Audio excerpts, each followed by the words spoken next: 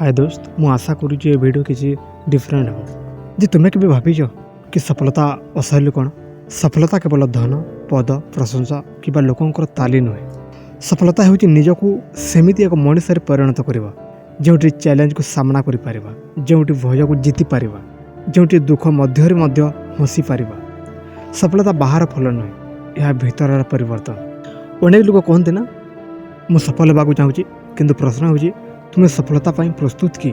सफलता सहज नुहे यह तुम ठारू शिष्टाचार चाहे धैर्य चाहे त्याग चाहे अनेक रातिर निद्रा चाहे। जदि तुम्हें यह प्रस्तुत नुह तेरे सफलता आसिले तुम पाखरे रही पार ना।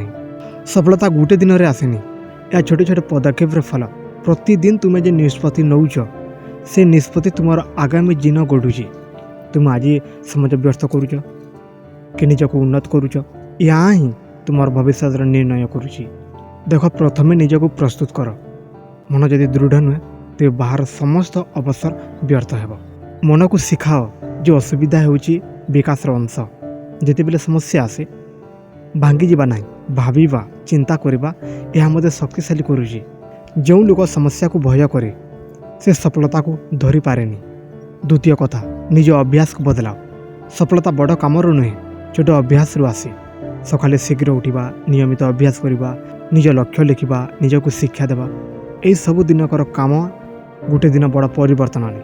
जमी टिके टिके पानी गोटे पत्थर को मध्य खुदा कर दिए ठीक सेमिति छोट अभ्यास तुम जीवन को गढ़ीदेव। तृतीय कथा निज भय को सामना कर। भय समस्त पाखरे थाए किंतु सफल लोक मैंने भयर पलांती ना से भय को मुहांमुही दे था। तुम्हें जहाँ को भय कर सहीटा करवा आरंभ कर। तुम भय ही तुम सबुठ बड़ शिक्षक। चतुर्थ कथा धैर्य रख। आज दुनिया रे समस्ते तुरंत फल चाहते किंतु प्रकृति आमको शिखाए चाष कले से दिन फल मिले समझ लगे। तुम्हार प्रयास मध्य समझ नब।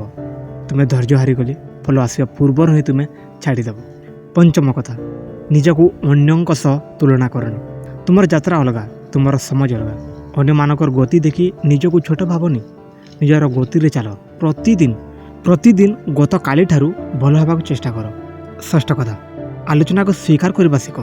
जिते बेले तुम्हें किसी नुआ कर लोके कहबे लोके हंसबे कि अपहेला करेंगे किंतु मन रख जे माने किसी करती ना से मानक कहीं आलोचना करेनि। आलोचना हूँ प्रगतिर चिन्ह। सप्तम कथा निज समाज को सम्मान कर। समाज हूँ सबुठ मूल्यवान संपत्ति। धन हारीगले फेरी पाइबा किंतु समाज फेरेनि। तुम्हें जिते बेले समाज को अपचय करुच सेते बेले तुम्हें निज सपना को अपचय करुच। अष्टम कथा शारीरिक और मानसिक स्वास्थ्य को गुरुत्व दियो। दृढ़ शरीर और स्थिर मन बिना बड़ सफलता धरी रखा कष्टकर। से नियमित अभ्यास कर भल खाद्य खाओ ध्यान कर यह तुमको भीतर शक्ति देव।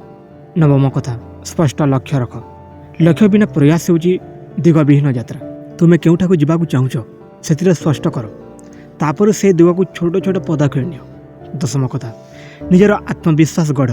आत्मविश्वास बाहर आसेनी यह आसे निज प्रयास रू। जिते बेले तुम प्रतिदिन निज लक्ष्य पर काम कर तुम्हार भीतर आत्मविश्वास बढ़े। देख जीवन तुमको परीक्षा कर केबे तुम्हें हार केबे तुम्हें जीतब किंतु प्रस्तुत करुवा लोक हार को शेष भाव देखेनि से माने ताको शिक्षा भाव नहीं। तुम्हें जदि प्रत्येक हार को शिखब तेबे सही हार ही तुम सबुठ बड़ शक्ति हो। सफलता पाई निजक प्रस्तुत करवा माने निजक उन्नत करवा। प्रतिदिन अल्प अल्प कर भल हवा। आज गत ठारू भल आसंता काली आज ठारू भल। निज भितर एक अग्नि जलाओ। से अग्नि हूँ तुम सपना ताकू जीवंत रख। लोके कहे यह कष्ट कर यह असंभव किंतु जदि तुम्हें प्रस्तुत जदि तुम्हें निरंतर प्रयास कर तेज असंभव मध्य संभव हो। से आज गोटे निष्पत्ति नियो मु केवल सफलतार स्वप्न देखिबिनी। मु सफलता पाई प्रस्तुत हेबी। मु मो अभ्यास बदलाइबी। मो भय को सामना करी। मो समाज को सम्मान करी एवं मु हार को शिक्षा भाव नेमी। मन रख जे सफलता एक घटना नुहे यह एक परिचय। तुम्हें जिते बेले निजक शिष्टाचारी दृढ़ धैर्यशील मनीष परिणत करदेव सेते बेले सफलता तुमको खोजिन। तुम भविष्य आज प्रस्तुति लुचि।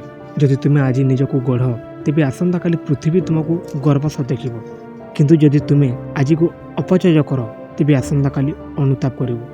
देख सफलता तुम भाग्य लेखा होइनी से सफलता तुम प्रस्तुति लेखा जाए।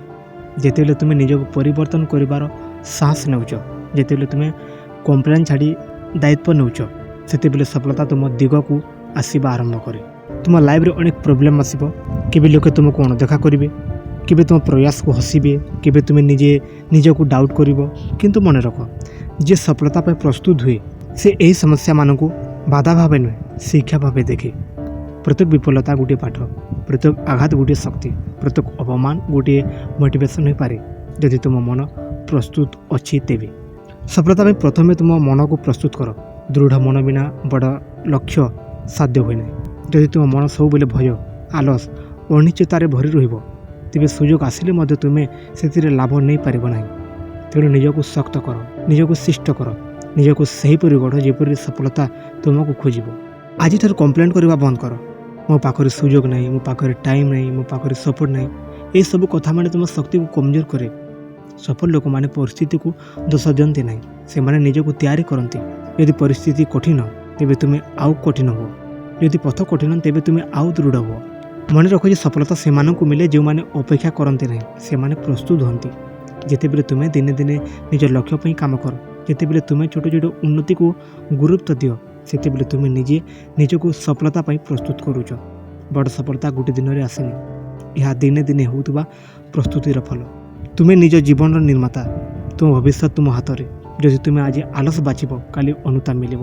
ଯଦି ତୁମେ ଆଜି ପରିଶ୍ରମ ବାଛିବ, କାଲି ସମ୍ମାନ ମିଳିବ। ଚଏସ୍ ତୁମର, ଏବଂ ଏହି ଚଏସ୍ ହିଁ ତୁମ ସଫଳତାକୁ ନିର୍ଦ୍ଧାରଣ କରିବ। ନିଜ ଭିତର ଭୟକୁ ଛାଡ଼। ଅସଫଳତାର ଭୟ, ଲୋକଙ୍କର ଆଲୋଚନାର ଭୟ, ଅଜଣା ପଥର ଭୟ, ଏହିସବୁ ଭୟ ତୁମକୁ ପଛକୁ ଟାଣି ରଖେ। ଯେତେବେଳେ ତୁମେ ଭୟକୁ ସମ୍ମୁଖୀନ କରିବାର ସାହସ କରିବ, ସେତେବେଳେ ତୁମ ଭିତରେ ଆତ୍ମବିଶ୍ୱାସ ଜାଗୃତ ହେବ, ଏବଂ ଆତ୍ମବିଶ୍ୱାସ ହିଁ ସଫଳତାର ଆଧାର। ନିଜକୁ ପ୍ରତିଦିନ ଗୋଟିଏ ପ୍ରଶ୍ନ ପଚାର, ଆଜି ମୋ ଲକ୍ଷ୍ୟ ପାଇଁ କ'ଣ କରିଲି? ଯଦି ଉତ୍ତର ନଥାଏ ତେବେ ବୁଝିବ ତୁମେ ଆଉ ପ୍ରସ୍ତୁତ ନୁହେଁ। ସଫଳତା ପାଇଁ ନିଜକୁ ସେହି ପର୍ଯ୍ୟନ୍ତ ଗଢ଼ିବାକୁ ପଡ଼େ ଯେଉଁଠାରେ ଅନ୍ୟମାନେ ଥକି ଯାଆନ୍ତି, ତୁମେ ଚାଲି ଚାଲି ଯାଅ।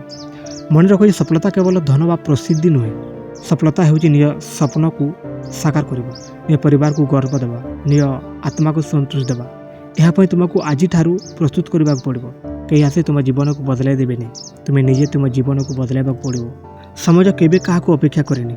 ଆଜିର ଦିନ ଯଦି ତୁମେ ହରାଇ ଦେଇଛ, ସେ ଦିନ ଫେରି ଆସିବ ନାହିଁ। ତେଣୁ ଏହି ମୁହୂର୍ତ୍ତରୁ ନିଷ୍ପତ୍ତି ନିଅ, ମୁଁ ମୋ ସଫଳତା ପାଇଁ ପ୍ରସ୍ତୁତ ହେବି, ମୁଁ ଆଲସକୁ ଜିତିବି, ମୁଁ ନିଜକୁ ସୃଷ୍ଟ କରିବି, ମୁଁ ନିଜ ଲକ୍ଷ୍ୟ ପାଇଁ ଅଟୁଟ ରହିବି। ତୁମେ ଛୋଟ ଗାଁର ହୁଅ କି ବଡ଼ ସହରରୁ, ତୁମ ପରିସ୍ଥିତି ଯେପରି ହେଉ, ଯଦି ତୁମ ମନ ପ୍ରସ୍ତୁତ ଅଛି, ତୁମେ ଅସାଧାରଣ କାମ କରିପାରିବ। ଜୀବନ ତୁମକୁ ପରୀକ୍ଷା କରିବ, କିନ୍ତୁ ଯଦି ତୁମେ ପ୍ରସ୍ତୁତ, ତୁମେ ପ୍ରତ୍ୟେକ ପରୀକ୍ଷାରେ ଶକ୍ତିଶାଳୀ ହେବ। ତେଣୁ ଦୋସ୍ତ, ଏ କିଛି ଲାଇନ୍ ମନେ ରଖ। ସଫଳତାର ଆଗରେ ପ୍ରସ୍ତୁତି ଥାଏ, ଏବଂ ପ୍ରସ୍ତୁତିର ଆଗରେ ନିଷ୍ପତ୍ତି ଥାଏ। ତୁମେ ଆଜି ଯେ ନିଷ୍ପତ୍ତି ନେଉଛ, ସେହି ନିଷ୍ପତ୍ତି ତୁମ ଆଗାମୀକୁ ଗଢ଼ିବ। ତେଣୁ ଦୃଢ଼ ହୁଅ, ସାହସୀ ହୁଅ, ଏବଂ ନିଜକୁ ସଫଳତା ପାଇଁ ପ୍ରସ୍ତୁତ କର।